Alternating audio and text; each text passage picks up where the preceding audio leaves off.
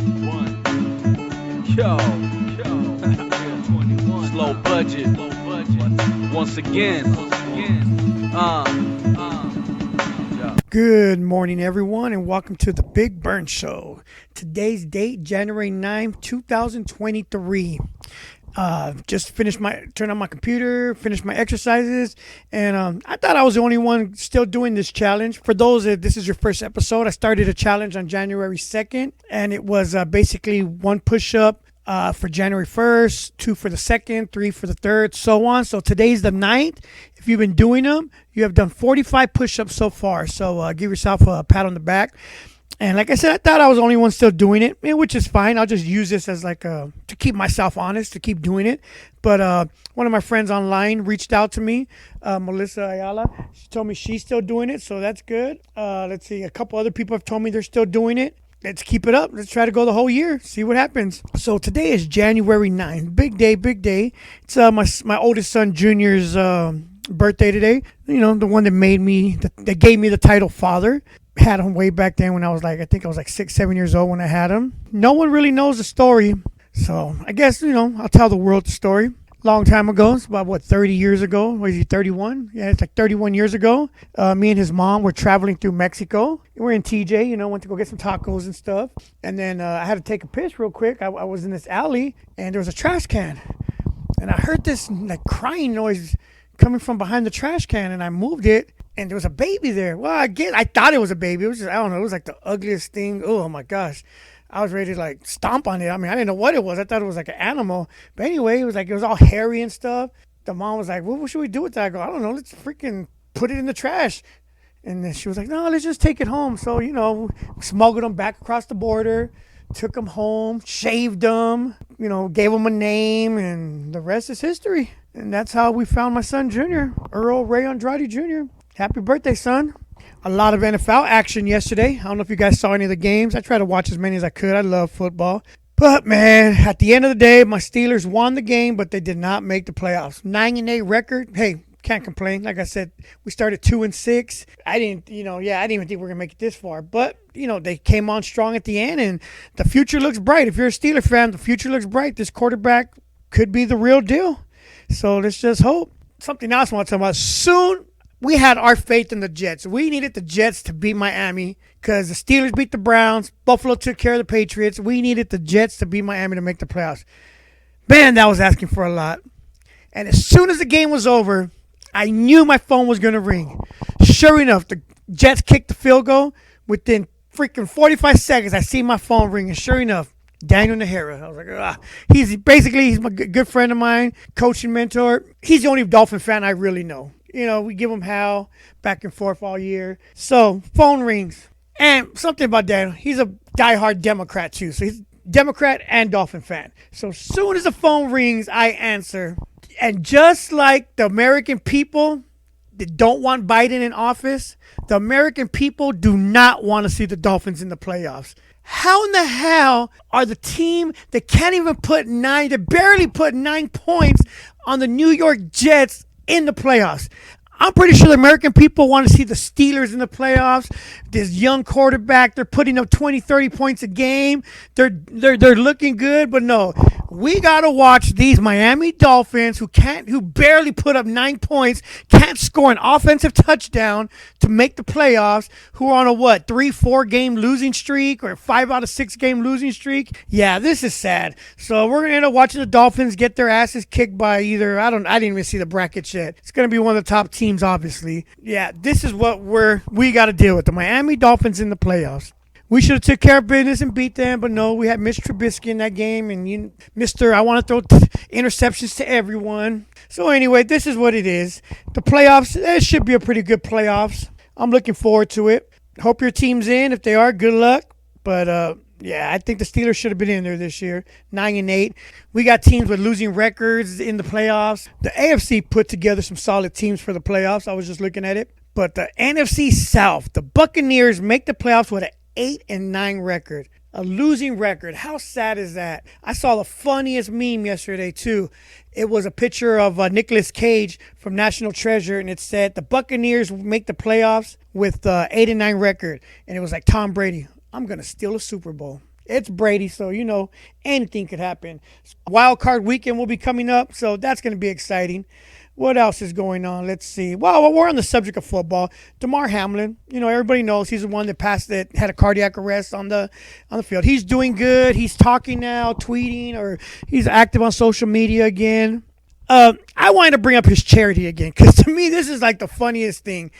Even the announcers at the football game were saying that, oh my God, this is an incredible story. Damar Hamlin started a charity and all he wanted to do was raise $2,500 and this charity is now up to $5 million. I'm like, this isn't incredible. This is a fucking stupid ass story. Think about this. This is like me saying, I want to raise $1 for charity. I need 100 people to send me a penny so we could raise this dollar. Why can't I just give the dollar? And that's what this charity is. He's trying to raise $2,500. When you're worth $3.6 million, isn't $2,500 like a quarter? Can't you just flip a quarter to your charity? But you're trying to raise 20, and you've had this charity for 2 years and have not raised $2,500. So to me, this is the incredible part. Like how freaking and now all these people are being highlighted. Oh, Tom Brady gives $10,000. Rob Gronkowski gives $6,900, and they're showing all these celebrities how much they're giving. And I'm like, it took him to have literally die on national TV for all these people, all these millionaires to dig deep down to donate to his charity. So that's all I'm saying. Yeah, the charities are good. I'm not saying it's bad. It's just the way they're using. Oh, it's an incredible story that he's now raised $5 million. He should have just gave the damn $2,500 if this charity meant so much. That's it. Let me flip the script real quick and move away from sports.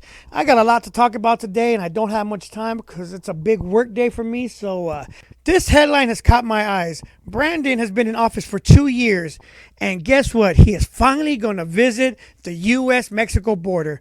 Now, it only took fentanyl to be at an all-time high, over 70,000 deaths related. That's just the fentanyl crossing the border, But all this tells you is that, we're getting close to election time because Brandon's going to be out there, doing stuff that he never does. And he's been criticized for it. Like, how has this president not visit the border yet? That's just makes no sense to anyone. So he finally went. I didn't read into what he did or anything, but to me, that's just funny. Like, finally, after 2 years of being in office, one of the biggest thing that the Republicans try to do is have a safe border. But no, Democrats are all against that. We don't want a safe border. No, we don't want none of that.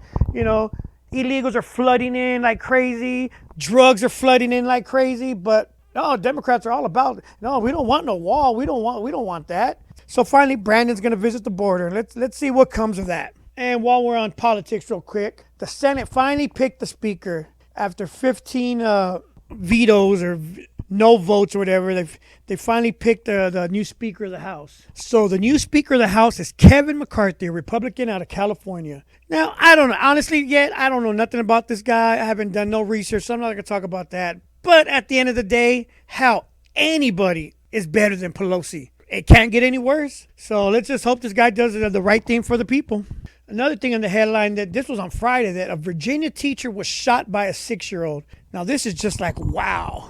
This just raises all kind of questions.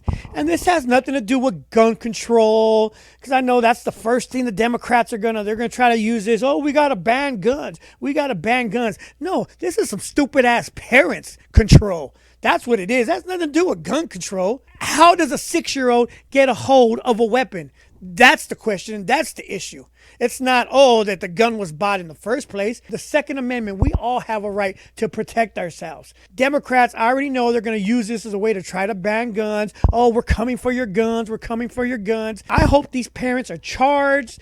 Dad gets sentenced for a long time. So other parents, a 6-year-old should not even have a way of getting a hold of a gun, yet alone taking it to school and shooting someone. So that was on Friday's headlines. Let's see what else happened this weekend.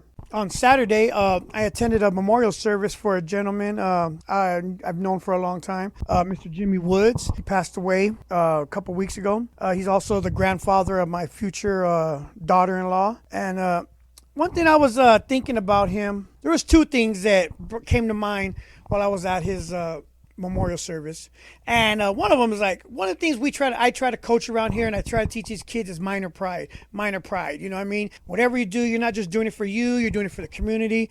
And Mr. Woods was the epitome of minor pride. I mean, he loved this town. He loved the team. I mean, even during the football season, sometimes I look up during practice. I look up in the stands. He's sitting there watching practice. I know he tried to go to all the games, and the games he couldn't attend. I knew that next morning, if I didn't post a score, I was getting it. Like I was showing Rocky some of the texts he sent. Good morning, Earl. Would you happen to know the score of last night's game? You know, I'd give him the score, and he was appreciative.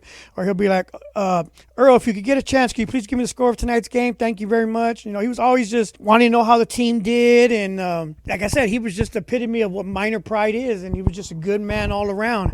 And another thing that I noticed that he just retired too, like a year ago. And it kind of reminded me of my father. My father passed away 2 years before he was able to retire. This kind of goes to what I was talking about on Friday's episode about the government expects us to work 40, 50 years. They want us to retire now at like 72, 75. So they literally want us to work our whole life to enjoy 5 to 10 years of retirement. If we even make it that far. You got to be out there. You go out there and find a way to earn extra money so you can retire early. I mean, like I said, this is just ridiculous how the average American cannot even enjoy their retirement. You know what I mean? It's just something has to change. Something definitely has to change. I just went to say our final goodbyes to Mr. Woods, and it was a beautiful ceremony. My son is marrying into a good family. Everything looks good going forward. I'm going to end the show. Like I said, I probably got about 25 packages to make today. I had a good eBay day, and I had a couple of good card sales during the weekend. So, yeah, I got a lot of packages to make. So, on that note, just want to hope everyone's still doing the challenge. If not, all you got to do is 45 push-ups today and you're caught up. And we could go forward. Tomorrow's 10, next day 11, or sit-ups or squats or burpees, whatever you choose to do. I'm doing all 4, trying to. So far, I'm doing good. Oh, yeah, just want to, so I can have this on record. My weight today was dropped 2 pounds for the whole week, 273. I knew I wasn't going to do good this weekend. Man, I ate so much this weekend. So, yeah, but to put in perspective, 2 pounds a week is 8 pounds a month. That puts me in 6 months at my goal of where I want to be. So, yeah, it's a slow and steady race, and just going to try to keep at it. So, you guys have a good Monday. Again, happy birthday to my son, Junior. Hope you have a good one, and I'll talk to you guys tomorrow. Burn one.